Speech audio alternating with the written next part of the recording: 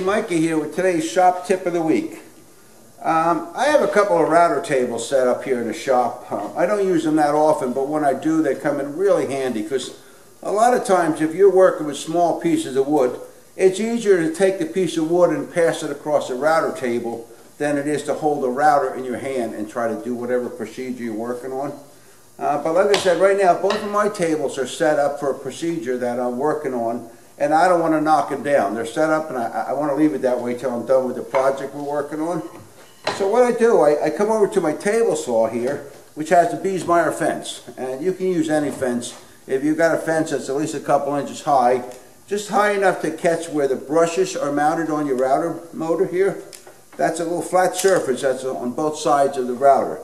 So what I do, I butt that surface up to my Biesmeyer fence, and I go to the opposite side and I put a clamp there. So I don't really wail down hard on it, but just enough to get tension on there so that this is kind of secure here.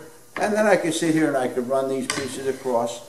And basically I've got a quickie router table. What's nice about using a table saw, you have these slots in your table saw for your T-square and other accessories. Well, you want to locate the motor over top of that slot. And the reason for that is there's louvered fins on the end of your router motor, and there's a fan at the opposite end. It's up in here. And what that does when the motor's running, it pulls air through the motor and it cools it.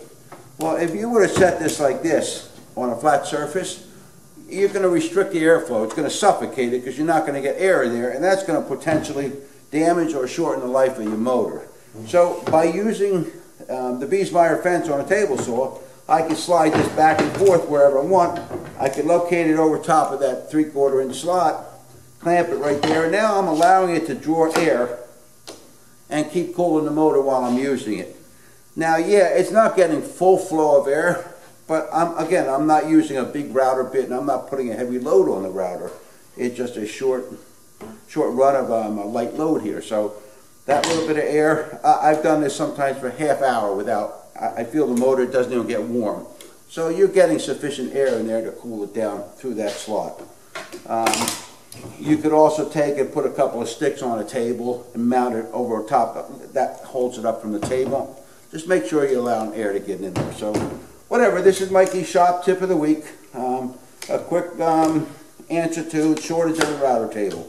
Boom, boom, boom. Turn it on. Run your pieces across here. No need to set up a router table. There you go. Let's go make some sawdust.